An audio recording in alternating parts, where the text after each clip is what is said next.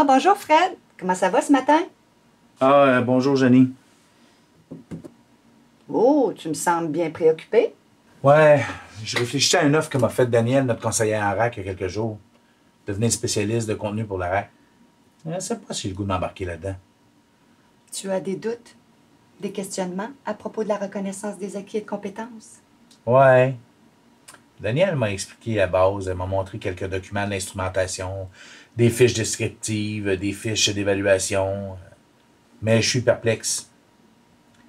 Tu sais, j'enseigne au DEP depuis pas mal d'années. Je voudrais pas avoir l'impression de donner des diplômes à rabais. Il me semble que la RAC, c'est un peu facile pour les candidats. Qu'est-ce qui te fait penser que les services de RAC puissent donner des diplômes à rabais? Ben, ce qui me dérange le plus, c'est que je vois des élèves dans nos classes régulières en formation professionnelle qui travaillent fort pendant 1 an ou 2 pour obtenir leur diplôme. Et à côté de ça, un candidat arrive pour faire une demande de reconnaissance d'acquis de compétences et pouf, il se retrouve avec un diplôme un peu comme par magie. Je sais bien que ces personnes ont déjà de l'expérience selon ce que m'a expliqué Daniel, mais je sais pas. J'ai encore des réticences parce qu'il me semble que c'est injuste pour nos élèves. Je comprends ton point de vue, Fred, mais dis-moi, selon toi, est-ce qu'il n'y a qu'à l'école qu'on puisse apprendre son métier? Bien, moi, je pense qu'on peut en apprendre un peu ailleurs, c'est sûr. Mais le métier, là, il faut l'apprendre d'une façon correcte et conforme aussi. Et les centres de formation professionnelle sont là justement pour ça, tu trouves pas? Les personnes qui font leur DEP au centre apprennent les bonnes méthodes, les bonnes façons de faire, les étapes pour organiser leur travail et pour faire les tâches. D'ailleurs, j'ai remarqué dans le matériel de la RAC que m'a montré Daniel cette semaine que les fiches d'évaluation sont différentes de nos grilles de DEP. Il y a des éléments qu'on évalue en FP qui ne sont pas sur les fiches d'évaluation de la RAC. Comme par exemple? Ben, comme par exemple dans mon programme, pour l'évaluation en RAC, les étapes de la planification, la préparation du poste de travail, le choix judicieux des instruments, outils, l'utilisation correcte des équipements, tout ça n'est pas mentionné comme tel généralement. Et aussi, je remarque que les étapes du travail ne sont pas décortiquées comme on le fait en formation professionnelle. Alors, je t'avoue que ça m'amène des inquiétudes ou interrogations quand je compare les grilles d'évaluation du DEP avec les fiches de la RAC. Tu sais que j'ai moi-même un rôle de spécialiste de contenu dans mon programme depuis plusieurs années. Ben oui, je le sais, Jenny. C'est d'ailleurs pour ça que je trouve ça intéressant d'en parler avec toi. Je me dis que tu pourrais peut-être m'aider à mieux comprendre certaines choses, à les voir sous un autre angle, à partir de ce que tu as pu expérimenter. Je dois t'avouer que j'avais les mêmes inquiétudes que toi, moi aussi, au début.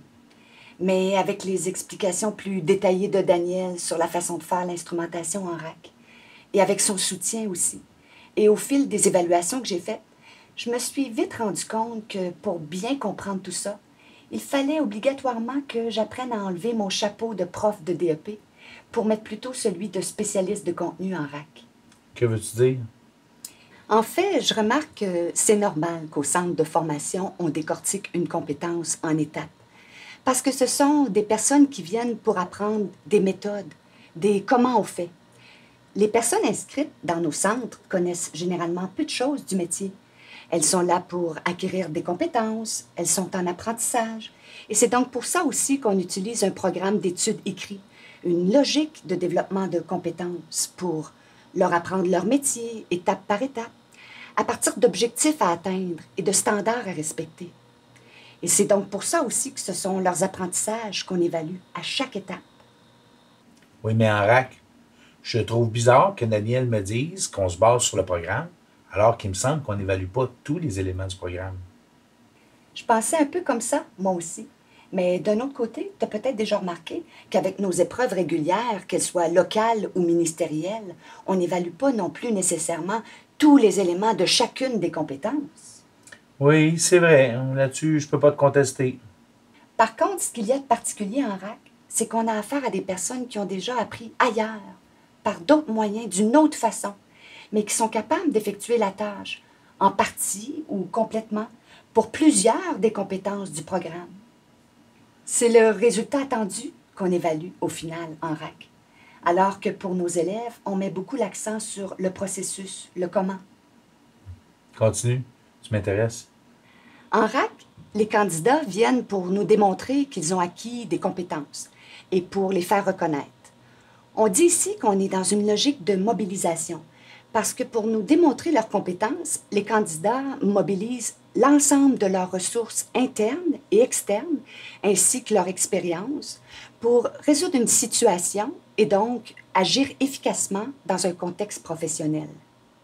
Qu'entends-tu par ressources internes et externes? Je parle de leurs connaissances, leurs habiletés, leurs attitudes, leurs perceptions, les stratégies qu'ils ont développées. C'est tout ça qu'on doit observer pour évaluer nos candidats en RAC. Mais ça ne répond pas complètement à ma question. Pourquoi il manque des éléments du DEP dans les fiches d'évaluation de la RAC? L'inverse est aussi vrai, tu sais. Dans certains programmes, il arrive qu'on évalue en RAC des éléments qui ne sont pas dans les grilles de DEP, mais qui sont essentiels. C'est parce qu'en RAC, c'est le cœur de la compétence qu'on évalue. Tu veux dire? Je veux dire que oui, dans certains cas, les méthodes d'application peuvent être évaluées, alors que dans d'autres cas, on évalue plutôt le résultat attendu. Tu sais, les équipes qui ont travaillé à l'élaboration de l'instrumentation en RAC ont déjà longuement réfléchi et discuté à ce sujet pour déterminer quels sont les éléments indispensables à évaluer dans chacune des compétences. C'est qui ces équipes-là? Pour chaque programme, il y a une personne responsable du projet au ministère. Un expert ou une experte en méthodologie pour la conception et la rédaction du matériel, un conseiller ou une conseillère pédagogique au projet, puis 2 spécialistes de contenu. Wow, ça en fait du monde, ça? Oui. Et pendant une couple d'années, ils ont viré et reviré ton programme dans tous ses sens pour finir par en extraire le cœur de chacune des compétences. Un vrai travail de moine. Tu sais, Fred, en reconnaissance des acquis et de compétences, on est placé à la charnière entre 2 univers. L'univers du travail et des entreprises, d'une part, et celui de l'éducation et des établissements scolaires, d'autre part. Et la logique de chacun de ces 2 univers est différente quand on parle d'évaluation de compétences. Ce qui intéresse l'employeur, c'est que la personne maîtrise la compétence, qu'elle soit capable de faire le travail attendu. C'est une des explications au fait que tu as l'impression qu'il manque des éléments dans les fiches d'évaluation de la RAC. Mais pourtant, en bout de ligne, le résultat est le même. OK. C'est parce que les équipes responsables de l'élaboration de l'instrumentation en RAC sont allées à l'essentiel pour chaque compétence, tout en veillant à ce que l'évaluation respecte les exigences du programme d'études. On s'est assuré que les éléments évalués ne comportent pas d'indications directement liées au contexte d'apprentissage scolaire. Parce qu'en RAC, nos candidats ont déjà fait ailleurs, d'une autre façon, l'étape du développement de leurs apprentissages, si on veut. Ouais, ça inspire confiance, en tout cas, de savoir que les éléments retenus dans les fiches de la RAC l'ont été à la suite de réflexions sérieuses. Tout à fait. Je te le dis, Fred, j'avais les mêmes craintes que toi quand j'ai commencé comme spécialiste de contenu. Mais j'aimerais ça si tu pouvais me donner un exemple plus concret dans la réalité. En fait, quand je demande une tâche à exécuter à mon candidat, je me pose la question, qu'est-ce qu'on veut comme résultat? OK. Je te donne un exemple. Disons qu'on veut évaluer une compétence qui s'appelle préparer et finir des surfaces en bois.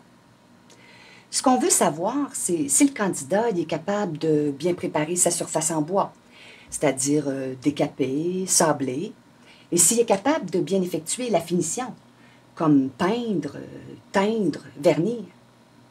Si on lui donnait, disons, une porte peinte qui contient des éléments décoratifs, comme des moulures, et qu'on lui demandait de la préparer pour ensuite y appliquer des revêtements de finition. Crois-tu qu'on atteindrait notre but, qui est d'évaluer, selon l'approche de la RAC, sa capacité à préparer et à finir adéquatement une surface en bois? Ben, ça dépend de tout un tas de choses. D'abord, est-ce qu'il connaît les différentes essences de bois et leurs particularités, toutes les sortes de produits, et est-ce qu'il a été capable de bien choisir et utiliser ces produits selon le type de bois? Même chose pour les outils nécessaires, le papier sablé, les pinceaux. Il faudrait vérifier s'il respecte toutes les étapes pour ce genre de tâches, s'il a planifié puis organisé efficacement son travail. Est-ce qu'il a d'abord utilisé du matériel de masquage? Il faudrait voir aussi s'il a bien fait les réparations préalables aux besoins, s'il a utilisé les produits de décapage selon les bonnes méthodes, s'il a sablé dans le bon sens et avec la bonne pression, et nettoyé après le sablage. Après, est-ce qu'il a appliqué de façon régulière et uniforme les produits de finition en respectant les temps d'application, de séchage?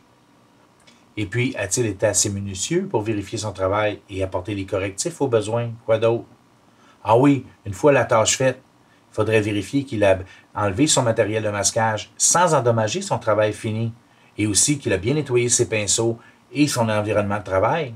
Et puis tout au long, est-ce qu'il a pris des précautions au niveau de la santé et sécurité? Ouf, ça en fait des choses à vérifier. Ah. Je pense que je viens de lire dans tes pensées. Ah, t'as bien raison, Jenny. Je viens de remettre mon chapeau de prof de DEP, hein? Ouais. C'est un vieux réflexe qu'on a, en effet, généralement au début, mais dont il faut apprendre à se départir. Il faut penser RAC et se référer uniquement aux fiches d'évaluation de l'instrumentation. Tu comprends? Les éléments qui sont mentionnés dans ces fiches, ce sont les éléments jugés essentiels à la maîtrise de la compétence. Et plusieurs de ceux que tu viens d'énumérer y sont, effectivement, mais d'autres non, parce qu'ils sont dans un sens sous-entendu. Par exemple, si notre candidat a réussi un sablage correct, c'est parce qu'il a tenu compte de l'essence de bois, qu'il connaissait les types de papier sablé, qu'il en a fait un choix judicieux, puis exécuté les bonnes techniques de sablage. Le résultat attendu, c'était la qualité de son sablage. Donc, ça veut dire que tous ces autres éléments que je viens de nommer, qui ne se retrouvaient pas nécessairement dans la fiche, étaient par le fait même maîtrisés par ce candidat. Ils étaient implicites. Même chose pour la partie finition avec revêtement. Si le résultat final répond aux exigences, eh bien, ça veut dire que notre candidat y a réussi son évaluation du cœur de la compétence en question, même s'il n'a pas appris dans un centre de formation professionnelle. OK, c'est pas mal plus clair pour moi maintenant avec ton exemple. Tu sais, quand tu mentionnais tout à l'heure des éléments du DEP absents sur les fiches d'évaluation en RAC pour ton programme, comme par exemple préparation du poste de travail, choix judicieux des outils et Et instruments. utilisation correcte des équipements, oui. Eh bien, cela veut dire que dans ton programme, ces éléments sont sous-entendus aux autres qui sont évalués pour la RAC.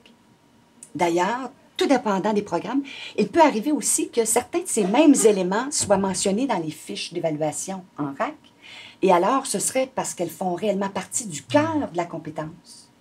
Ah oui, là, je comprends. En passant, tu as dû observer que dans les fiches d'évaluation de la RAC, santé et sécurité font très souvent partie des éléments à évaluer. Oui, ça, j'ai remarqué, par exemple, et j'aime ça. C'est parce que les équipes qui ont travaillé sur l'instrumentation prêtent aussi une attention particulière à certaines règles jugées essentielles étant donné le niveau de risque auquel elles sont liées, comme par exemple les règles de santé et sécurité et celles relatives à l'intégrité physique, à l'hygiène, à la salubrité. Ben ça, c'est vraiment super, parce qu'il ne faut pas oublier que c'est essentiel dans un contexte de situation de travail. Sais-tu, Jenny, d'après ce que je vois là, ça veut dire que lorsqu'on reconnaît une compétence en RAC, c'est vraiment parce que la personne nous a démontré qu'elle la maîtrisait. Ça, c'est certain. Mais remarque que c'est possible aussi que notre candidat réussisse une partie seulement de l'évaluation. Tu sais que pour les DEP, il y a des seuils de réussite dans les grilles d'évaluation, selon les compétences.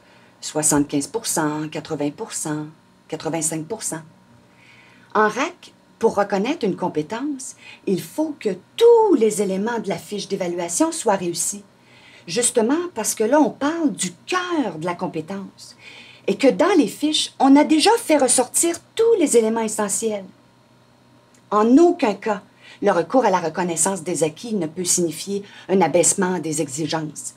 Le ministère entend bien préserver la qualité et la valeur des titres officiels. Mais ça aussi, c'est rassurant à savoir.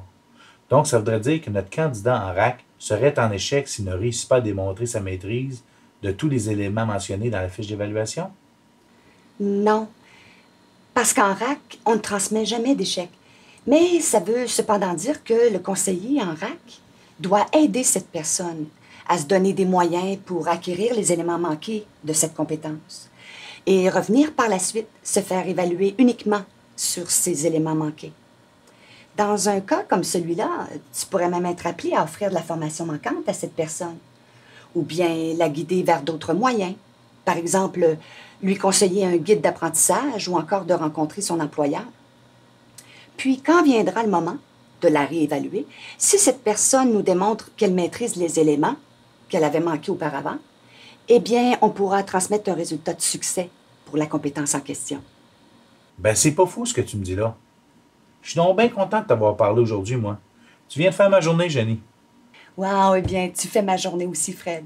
Mais il ne faut pas oublier que notre conseillère en RAC est toujours là pour nous guider et nous donner du soutien aussi. Oui, je le sais, Jenny. Je vois que Danielle fait du bon travail et je suis certain que je pourrais compter sur elle. Elle m'a déjà donné beaucoup d'informations et justement, je dois la rencontrer à nouveau demain. Mais quand même, ça a été un heureux hasard que je puisse discuter un peu avec toi ce matin et que tu me parles de tes expériences en RAC. Je le sais pas, on dirait que ça m'a aidé à dissiper des doutes qui continuent à me tracasser. Entre spécialistes de contenu, on peut s'entraider aussi.